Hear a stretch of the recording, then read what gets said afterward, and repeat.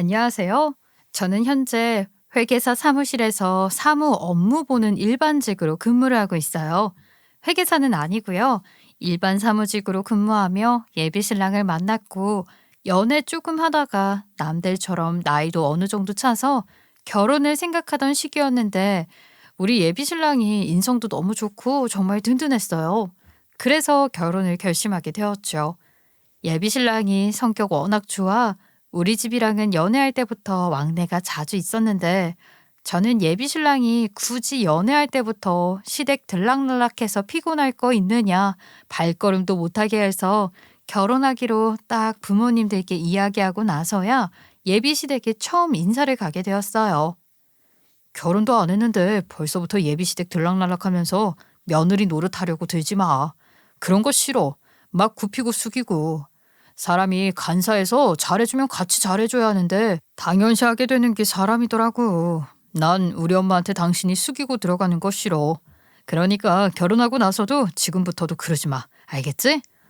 아우, 알았어. 그런 거 안 해.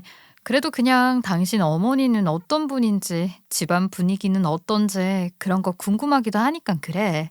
아무것도 모르고 결혼 다 마음 먹고 나서 인사 가서 그때부터 알아가는 것도 좀 웃기지 않아? 아, 그런가?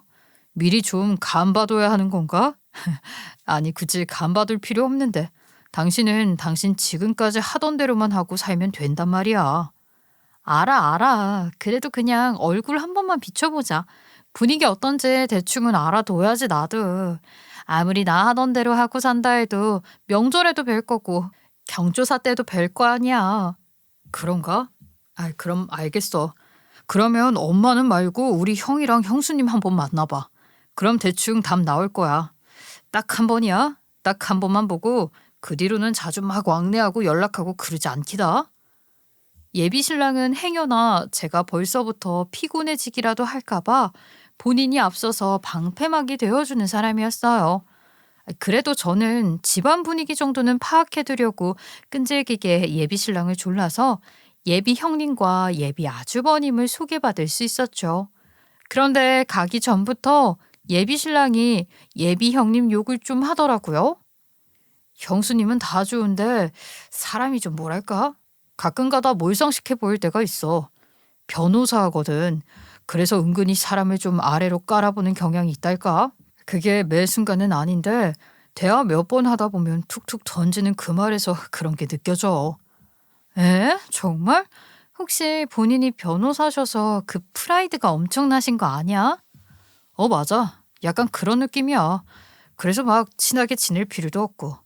당신도 끌릴 거 없으니까 그냥 할 말은 하고 무시해도 돼. 알았지? 굳이 굽히고 들어갈 필요 없어. 직업 말고는 내세울 게 없어서 그러는 거니까. 알았어.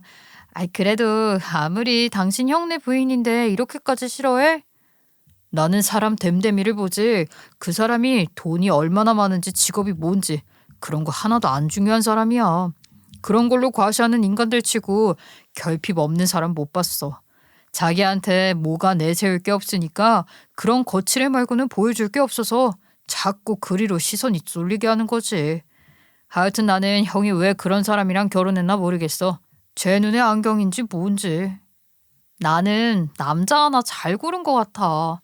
이렇게 사람이 진중하고 아주 된 사람이야. 알아줘서 고맙지. 어쨌든 너무 긴장하지 말고 아마 가면 형수님이 생색도 팍팍 낼 텐데 밥 실컷 얻어먹고 아주 자고. 그렇게 실제로 만난 예비 형님과 아주버님은 예비 신랑이 이야기한 그대로였어요. 어머, 예비 동서 될 사람인가 봐. 예쁘장하게 생겼네. 어쩐지. 아니, 우리 도련님이 직업이 좀 좋아요. 난 또 하도 직업이 평범하길래 얼굴이 대체 얼마나 예쁘면 도련님을 다 홀랑 꼬셨나. 혹시 꽃뱀인가 했잖아요. 정답은 이거였네. 예비 형님은 손가락들로 제 얼굴을 휘휘 가리키며 욕도 아니고 칭찬도 아닌 정말 무례한 말들을 내뱉었어요. 보잘것없는 직업을 까면서 마치 얼굴로 제 예비 신랑을 홀린 꽃뱀인 양 말씀하셨죠. 아, 안녕하세요.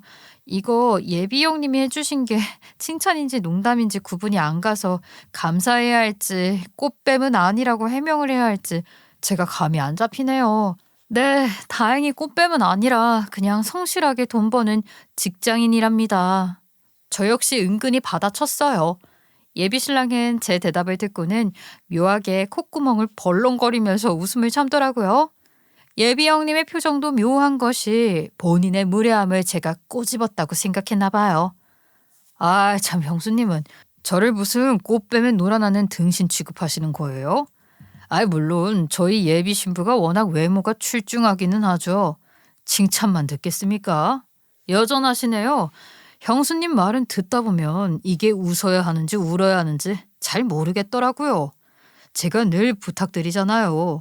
웃을 수 있는 이야기만 좀 해주세요. 어쨌든 오랜만에 얼굴 뵈서 반갑습니다.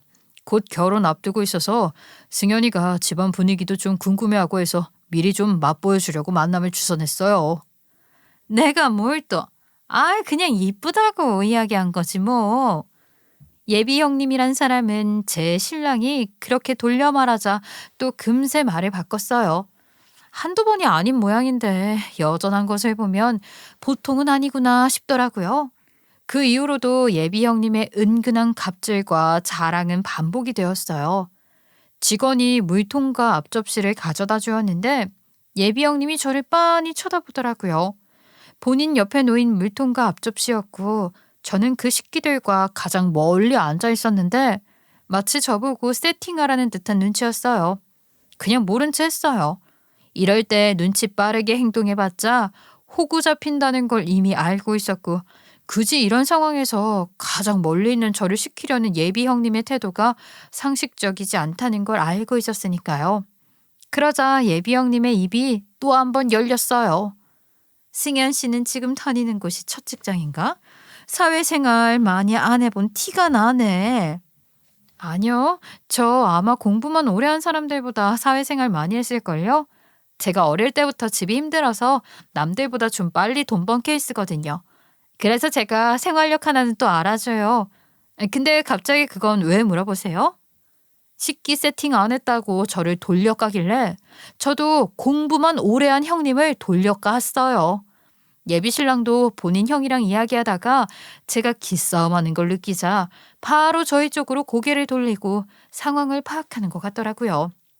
아, 형, 저런 건 형이 해야지. 와이프 옆에 놓여져 있으면 남자가 말이야 매너가 있어야지. 어쩜 이렇게 눈치가 없어. 형, 결혼 생활 처음이야? 아, 그렇지, 처음이지. 난 아직도 안 해본 총각이고. 예비 신랑이 웃으면서 본인의 형에게 화살을 돌리자 예비 형님이 또 한 번 표정이 썩으면서 본인이 식기를 전해주더라고요. 아유, 어찌나 유치하든지. 저보다도 저희 예비 신랑이 예비 형님을 아주 가지고 노는 듯 보였어요. 야, 내가 변호사 인생 살면서 식기 세팅해 본 지가 얼마만인지 몰라. 대체 무슨 생각을 하면서 살아온 건지 고작 식당에 가서 식기 세팅해 주는 데까지 이렇게 난리인가. 참 세상 피곤하게 사는 사람들이구나 싶더라고요. 저 역시 어디 가서 기싸움으로 밀리지는 않는 사람이고 부당한 건 또 못 참는 편인데 저희 예비 신랑이 가운데에서 알아서 다 정리해 주더군요. 이후에도 이상한 행동은 계속되었어요. 일부러 물통을 제게 건네주어 제 옆쪽에 놔두게 한 다음 자기 물잔에 물 좀 채워달라 시키는 등등 유치한 짓을 왜 굳이 이렇게까지 하나 싶은데 그럴 때마다 예비 신랑이 제자리에 있던 물통을 뺏어가고 꼭 한마디씩 거들었어요. 아, 형수님 어제 뭐 짜게 드셨어요? 아님 여기 음식이 좀 간이 세게 느껴지시나? 오늘 여기 있는 사람들 중에 물 제일 많이 드시네. 그냥 이거 형수님 가져다 드세요. 저희는 보통 식사 중간에는 물 잘 안 마시니까 편하게 옆에 두고 드세요. 물 한 통 더 달라 할게요.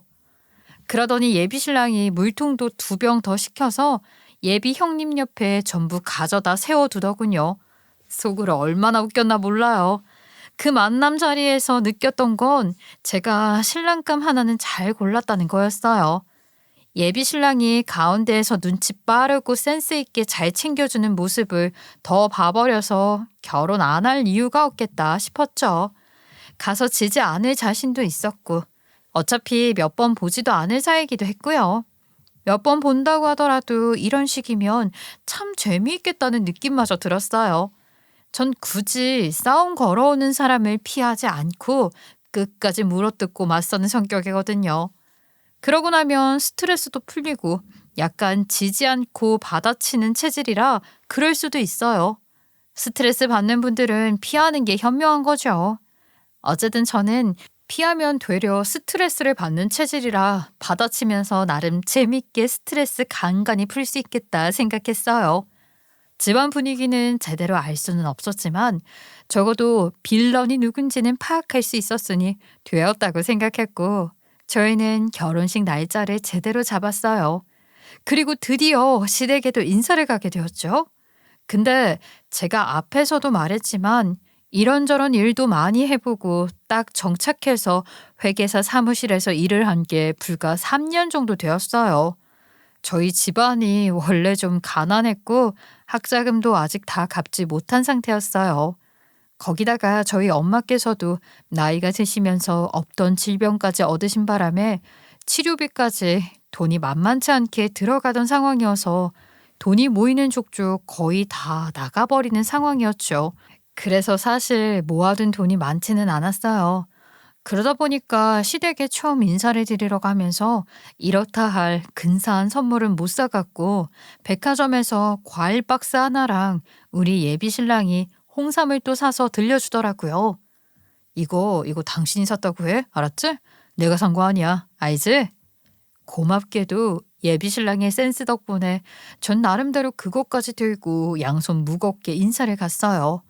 선물 내려놓고 인사하는데 그때까지는 별 문제가 없었죠. 얼굴 참 곱다. 그래, 오느라 고생 많았고 우리 준현이랑 연애 꽤 오래 했다고 들었는데 어째 얼굴을 한 번도 못 봤어. 난 그래서 연애하다 말 처자인가 했지 뭐니. 근데 오히려 얼굴 한 번을 안 보여주던 처자랑 결혼을 하겠다고 하니 내가 정말 깜짝 놀랐다. 아유, 내가 막았어. 승현이는 궁금하다고 뵙고 싶다고 몇 번이나 이야기했는데 어차피 결혼하면 뵙게 될 거고 주기적으로 뵈야 할 텐데 벌써부터 볼 필요 있나 싶어서. 그리고 결혼하자고 약속한 사이도 아닌데 벌써부터 얼굴 알아두면 서로 불편하지. 결혼 약속했으니까 이제 안면 터야 할 것 같아서 인사 온 거야. 그러니 서운해할 거면 나한테 서운해. 으이그, 내가 뭐하러 그러니? 남의 집 귀한 자식한테 서운하긴. 오늘 처음 만났는데 서운할 게 뭐가 있어? 너는 걱정일랑 말아라. 내가 뭐 옛날 시엄마들처럼 그렇게 빡빡하고 앞뒤 꽉 막혀서 시집살이나 시키는 그런 시엄마인 줄 알아? 아니면 다행이고. 차장님이 왜 전화를 하시지? 뭐 문제 있나? 나 잠깐 전화 좀 받고 올게. 어제 미팅 자료 넘겨드린 거 있는데 그것 때문에 전화하신 모양이야. 중요한 거 같으니까 잠깐 받고 올게. 오래 걸릴 수도 있으니까 조금만 기다리고 있어. 예비 신랑이 회사 전화가 와서 그렇게 받으러 방을 나갔는데 아주 잠깐 자리를 비우자 예비 시어머니의 본색이 드러나기 시작했어요. 내가 실은 우리 큰며느리한테 이야기 좀 전해들은 게 있거든. 애가 좀 대바라지고 뭐 잘못 배운 것 같다. 직업도 변변찮은데 얼굴로 우리 준현이를 홀린 것 같다. 어떻게 생각하니? 준현 씨에 비하면 뭐 월급도 적고 그렇죠. 그렇다고 제가 얼굴 하나 믿고 팔자 고치는 되바라진 여자였으면 준현 씨 말고 돈 더 잘 버는 남자를 제대로 흘리지 않았을까요, 어머니? 저는 준현 씨랑 결혼해도 계속 일 다니면서 같이 돈 벌 거고요. 여기서 경력 착실히 쌓아가면서 제 월급도 천천히 올려갈 생각이에요. 아니 그럼 지금 나이에도 왜 아직 사무 보조 수준밖에 안 되는 일을 하고 있어? 집에서 공부 안 시켰니? 사무 보조요? 누가 그렇게 이야기를. 혹시 형님 되실 분이 그러세요? 참. 회계사 사무실에서 일반 업무 보고 있어요. 그걸 그렇게 이해하신 모양이네요. 그리고 저희 집안이 어려웠어요. 어려운 상황에 어머님도 나이 드시면서 없던 병이 생기시다 보니까 치료비까지 감당해야 했고 대학교는 다니다 중퇴하고 바로 사회로 나가 돈 벌어 치료비 충당했고요. 뭐? 어머님이 아프시다고? 아직도 아프신 거야, 그럼? 아니, 그럼 결혼하고 나서도 계속 병원비가 나가겠네? 우리 춘현이보다 모자란 게 한두 개가 아니구먼. 큰 며느리가 괜히 널 탐탁지 않아 한 게 아니었어. 예, 생각해봐라. 집안도 못 살고 거기다 환자까지 있어 다달이 병원비로 돈 줄줄 세고 네 직업도 변변찮고 대학교 졸업장 하나 없는 네가 지금 우리 준현이한테 가당키나 한 거니? 어머니, 무슨 말씀을 그렇게 하세요? 물론 저희 집이 어렵다 보니 충분히 그렇게 생각하실 수야 있겠지만 그걸 지금 제 앞에서 대놓고 말씀하시는 건 아니죠. 저희 집안이 단순히 못 산다고 무시하고 제 직업도 무시하시고 대놓고 이렇게 말씀하시는 건 너무 무례하시다고 생각되는데요. 나중에 저희 엄마도 무시하실 기세네요. 이거 정말 미치는 결혼 아니냐? 한참 모자란 게 명명백백한데 넌 뭐가 그리 기고만장하고 또박또박 받아치는 거야? 아니 내가 이것도 말 안 하려고 했는데 너는 말이야 결혼 허락받으러 온 애가 그것도 연애 내내 얼굴 한번 안 비추더니 시댁에 인사하러 와서 가져온다는 게 고작 과일이랑 홍삼이니? 못 배운 건지 뭔지? 예, 서연아. 기고만장이 아니라 어머님 지금 말씀이 지나치시는데 제가 무조건 참고 들어야 하는 것도 아니잖아요. 무엇보다 저 키우려고 고생하신 저희 부모님까지 욕되게 말씀하시는데 어느 자식이 그런 말을 듣고 참나요? 큰형님만 배웠을 때도 무력 넘치고 돈에 얽매여서 돈밖에 볼 줄 모르시는 분이라 생각했는데 어머님도 사실은 저희 집안에 돈이 없어서 탐탁지 않으신 거 아니세요? 그러자 예비 시어머니가 어이없어하며 벌떡 일어나더니 큰형님을 불렀어요. 그러자 기다렸다는 듯이 큰형님이 신난 발걸음으로 방에 들어왔죠. 그래 큰애야. 네가 쟤 좀 혼내줘라. 아니 인사 오면서 과일 박스랑 홍삼 꼴랑 이거 하나 사오는 애가 어디 있다니. 네가 되바라졌다고 전해준 게 아주 탁 맞아. 내가 무슨 말 한마디 하면 또박또박 받아치고 아주 잘났어. 집안이라고는 돈 한 푼도 없이 돈 까먹는 병자만 데리고 사는 주제에 뭐가 그리 잘났다고? 고개 푹 숙이고 이쁘게 봐주십시오 해도 모자랄 판이구먼. 네 형님은 말이다. 나한테 인사 올 때 명품 신발을 사온 사람이야. 제 말이 맞죠 어머님? 기본 소양이 덜 되었다니까요. 그날도 얼마나 제가 어이가 없었던지 몰라요. 저희 집의 둘째 며느리 될 사람인데 그냥 들여서는 큰일 나겠다 싶더라니까요. 그러니까 어머님께 말씀을 드렸죠. 오냐 그래. 우리 사짜 며느리가 혼을 내야 저 거지 같은 애가 정신을 차리지. 근본도 안 대먹은 천한 것 교육 좀 네가 다시 제대로 시켜라. 예, 네가 살면서 언제 변호사님이랑 만나 이야기를 해보겠니? 네 형님이 그 대단하신 변호사니까 너 다시 제대로 좀 배워라. 예비 시어머니와 예비 형님은 아주 환상의 콤비가 따로 없었어요. 둘이서 티키타카 아주 신이 났더라고요. 그러더니 예비 시어머니가 갑자기 서랍장에서 주섬주섬 긴 나무 막대기 같이 생긴 걸 꺼내는데 무슨 회초리 같이 생겼더라고요. 그걸 예비 형님에게 건네주는데 예비 형님은 또 그걸 신이 나서는 받아드는 게 아니겠어요. 그럼요 어머니. 제가 알아서 잘 가르치겠어요. 그 짧은 시간에 둘 다 엄청난 또라이구나 싶었어요. 이게 대체 말이 되는 상황인가 싶고 오히려 이거 혹시 시댁에 인사 와서 몰래카메라라도 찍는 건가 싶었다니까요. 어디서 예비 신랑이 웃으면서 찍고 있는 건 아닐까 두리번거리기까지 했다니까요. 그만큼 제 눈앞에서 벌어진 상황은 정말로 말도 안 되는 허구 같았어요. 제가 벌떡 일어나서 예비 형님과 눈을 맞추고 한마디를 하려던 그때였어요. 예비 형님은 회초리를 든 손을 올리고 있었고 저는 그런 예비 형님의 손을 딱 휘어잡고 뭐라 한마디 쏘아붙이려는데 예비 형님이 갑자기 엄청 당황하며 얼어버리더라고요. 그러더니 이 사람이 저를 빤히 쳐다보면서 갑자기 울먹거리는 게 아니겠어요. 당최 종잡을 수가 없었어요. 방금 전까지만 해도 예비 시어머니랑 짝짝꿍이 잘 맞아 회초리를 드네 마네하며 신나게 휘두르려던 사람이 갑자기 저를 마주하고 얼어버리더니 울먹이다니요. 저는 벙쪄서 이 미친 두 인간들을 번갈아가며 바라보는데 예비 형님이 회초리를 든 손을 떨구더니만 저에게 물었어요. 잠깐만, 혹시 왼쪽 목덜미에 그 반점은 어쩌다 생긴 건지 알아요? 내가 아는 사람이랑 너무 똑같은 반점이라 상처예요, 흉터예요? 아니면 원래 어릴 때부터 있던 반점이에요? 분명히 우리 처음 봤을 때는 못 봤는데 왜 못 봤지 내가? 예비 형님은 갑자기 울먹거리며 시어머니가 쥐어주었던 회초리를 내던지고 제 앞으로 와 앉았어요. 제 왼쪽 목덜미 반점을 보면서 울먹거리는데 기분이 참으로 이상했죠. 그때는 겨울이었고 제가 목폴라를 입고 있었으니까요. 반점 괜히 사람들이 물어보는 거 싫어서 여름에도 자주 스카프로 가리고 다니니까요. 이거 흉터는 아니에요. 그냥 어릴 때부터 가지고 있었던 거예요. 왜 그러세요, 갑자기? 그랬구나. 그래서 못 봤구나.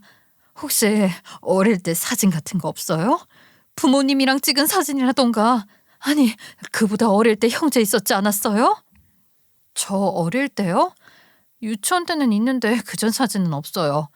그 앨범을 엄마가 잃어버리셔서요. 그리고 저 외동이에요. 얼마나 어릴 때를 말씀하시는 건지 모르겠는데 전 형제 없어요. 사실이었어요. 저희 엄마가 제 어릴 적 앨범이 전부 다 이사를 오면서 잃어버려서 없다고 하셨거든요. 거기다 웬 뜬금없이 형제가 있느냐는 질문까지 받으니 가면 갈수록 이상하더라고요. 그런데 예비 형님은 여기서 멈추지 않았어요.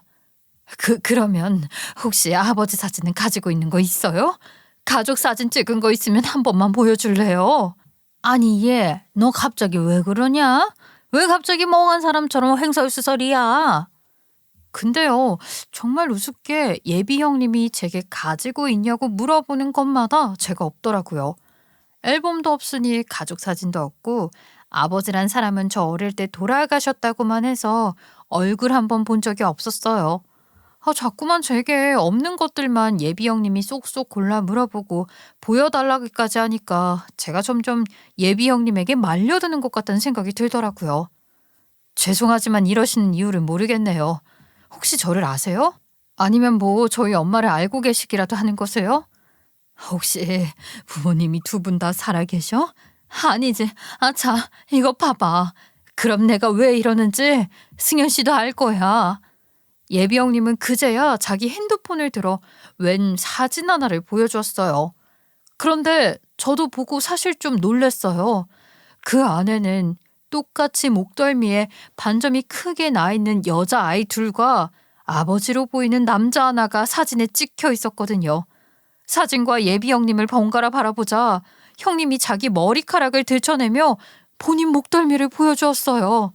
그런데 저도 형님의 반응이 그제서야 이해가 되더라고요. 글쎄 왼쪽 목덜미에 저랑 거의 비슷한 반점이 크게 나 있었던 거예요. 여기 내 반점도 못 봤지?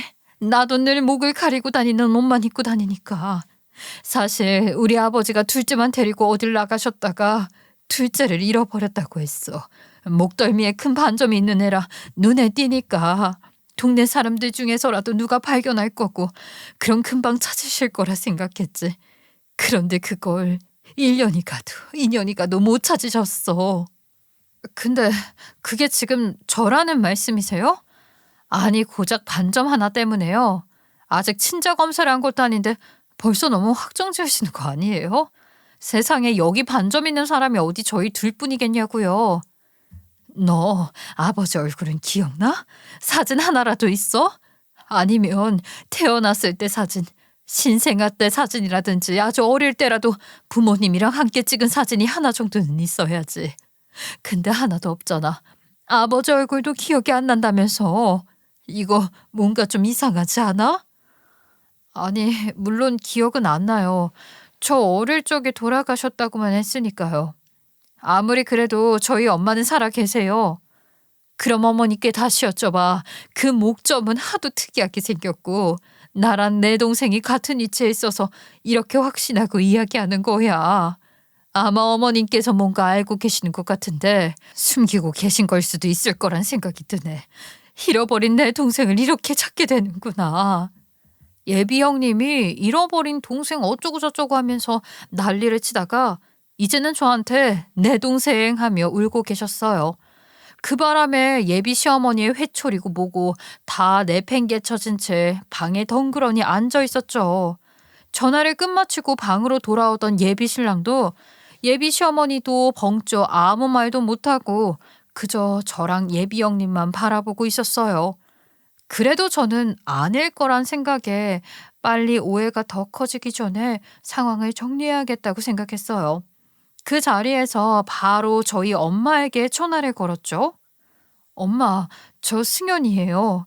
엄마, 지금부터 내가 묻는 말에 솔직하게 대답해줘요. 알았죠? 딸, 갑자기 무슨 일이야? 나야 늘 우리 딸한테 솔직하지.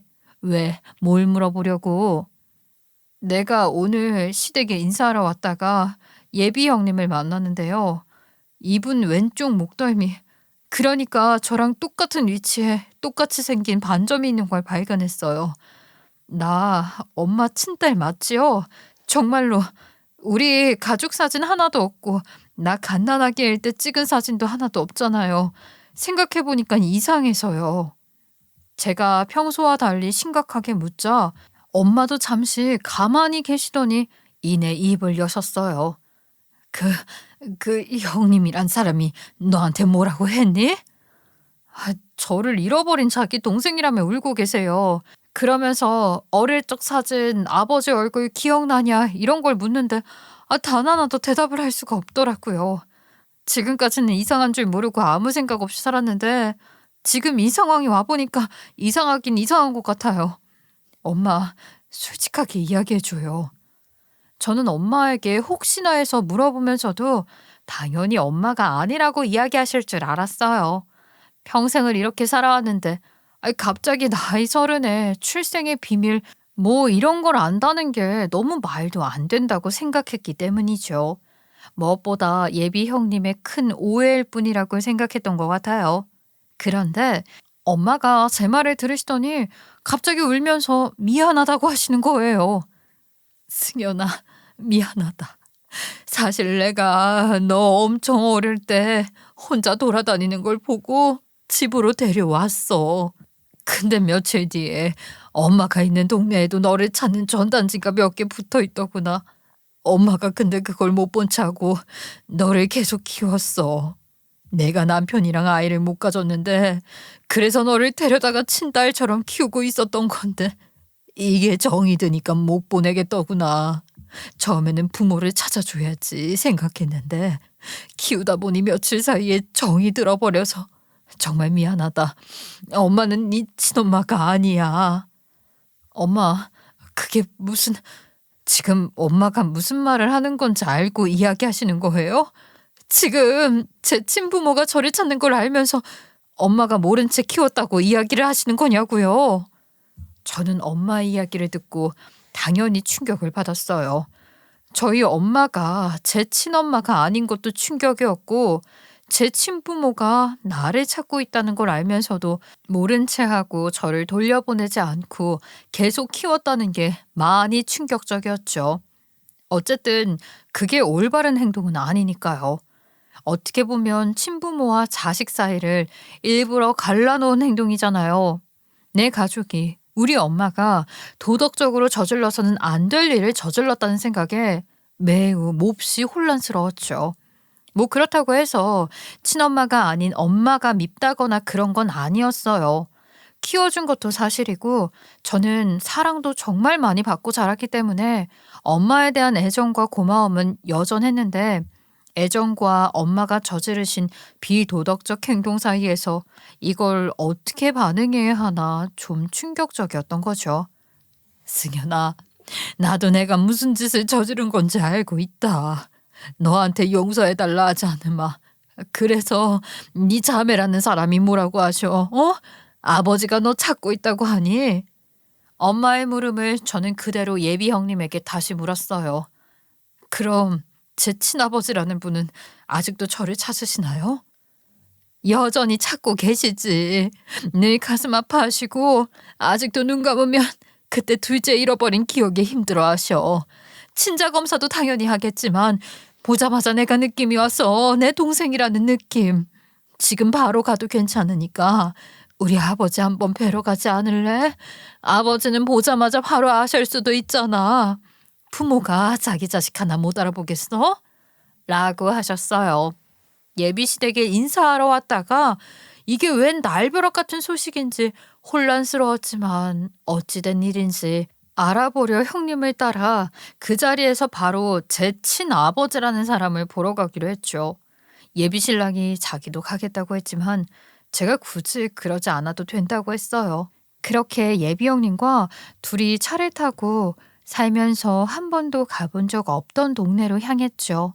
예비 형님의 직업을 보며 집안이 어느 정도 여유가 있었다는 것만 예상을 했는데 집은 생각보다 으리으리했어요.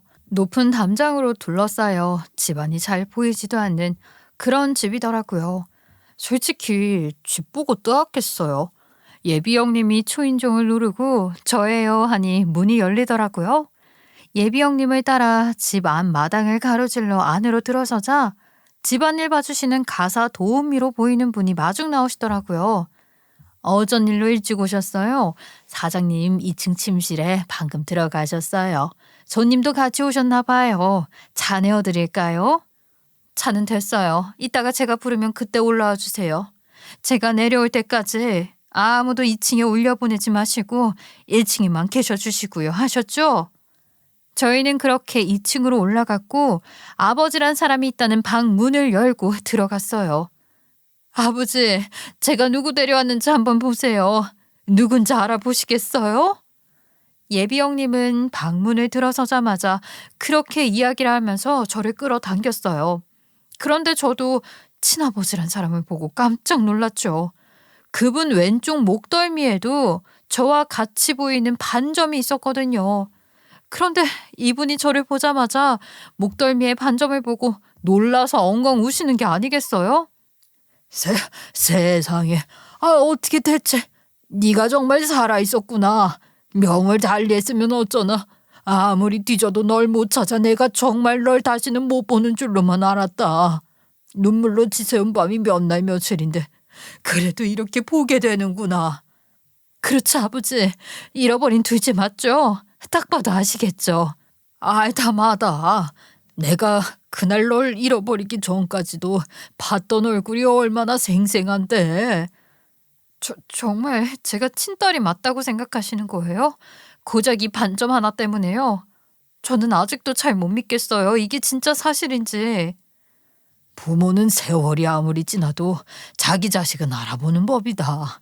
네가 정 못 믿겠다면 유전자 검사 그거 하면 되지 않겠니?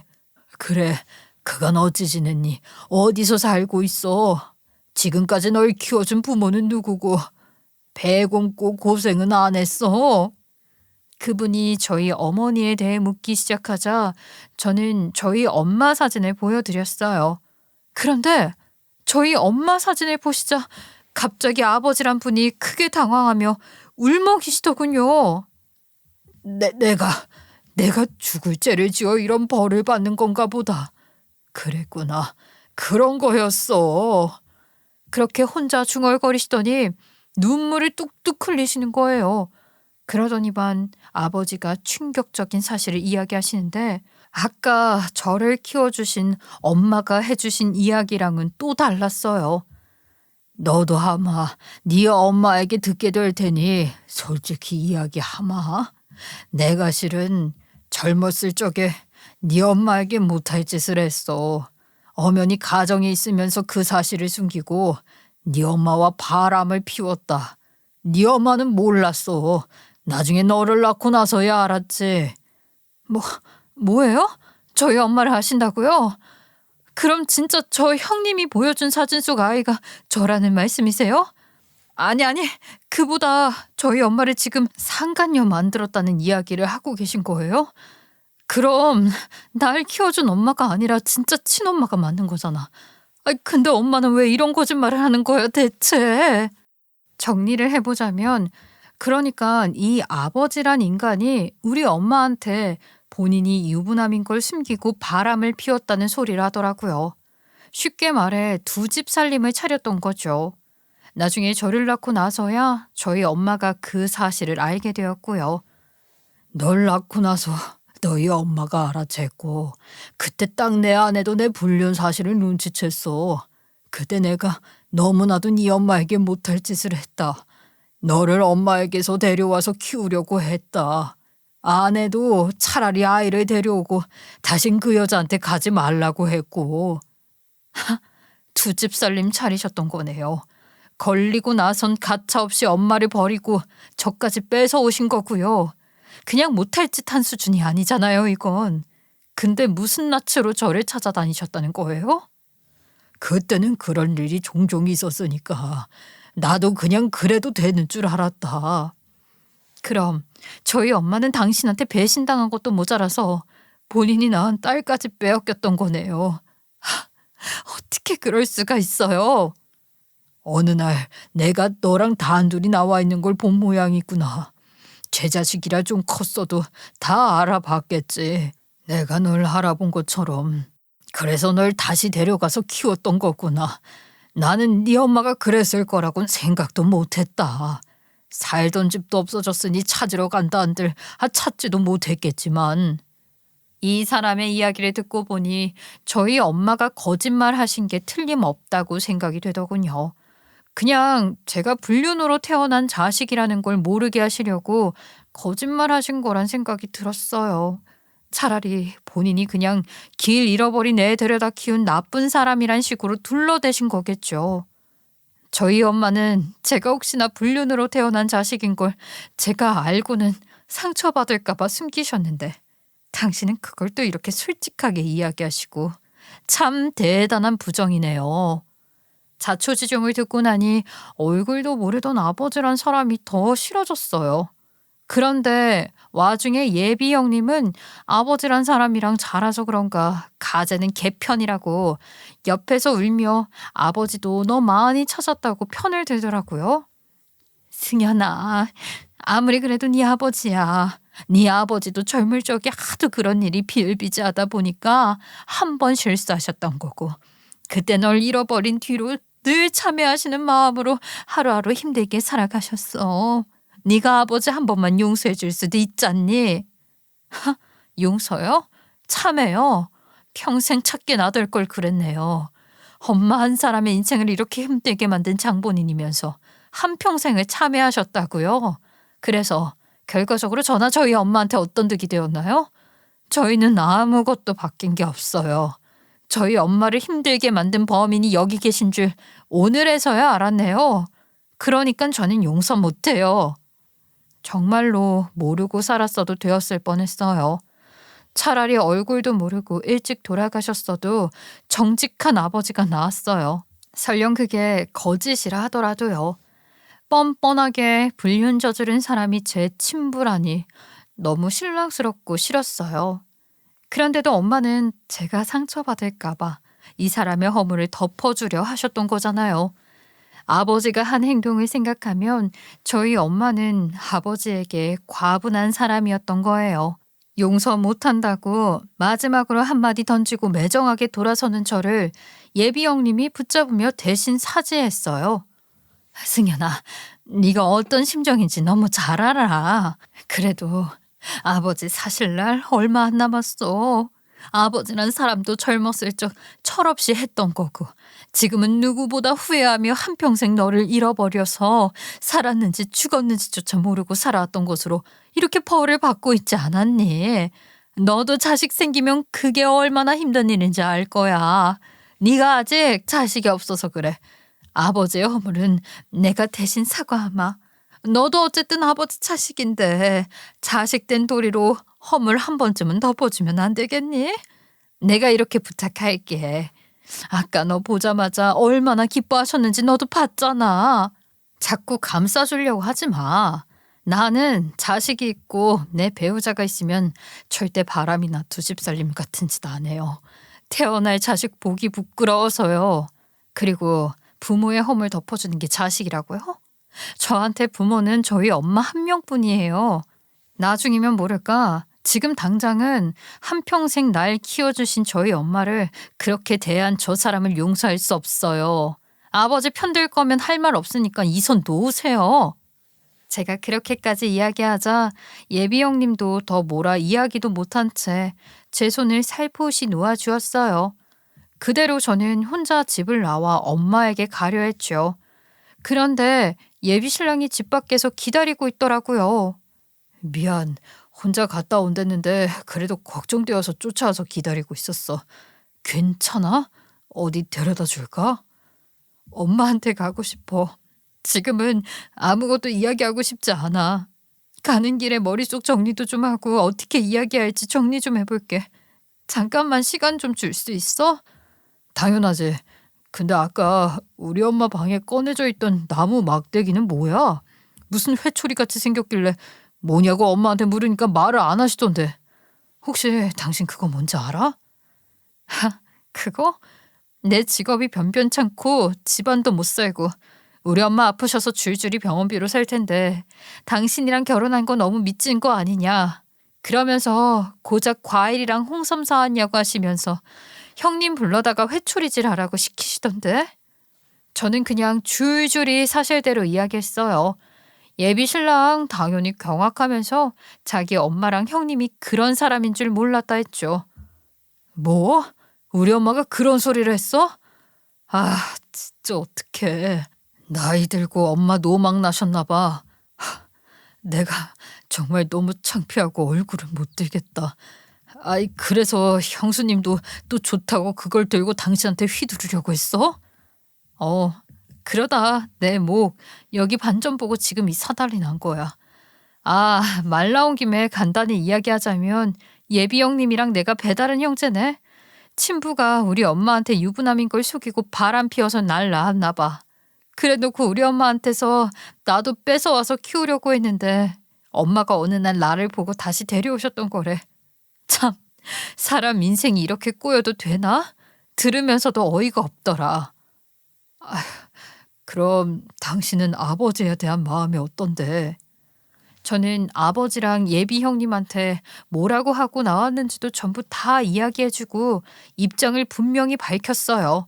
그러다 엄마 집에도 도착해서 친아버지 때문에 알게 된 진짜 사실과 엄마의 거짓말까지도 다 알고 있다고 이야기했죠. 엄마, 나 엄마가 왜 그런 거짓말했는지 이해해.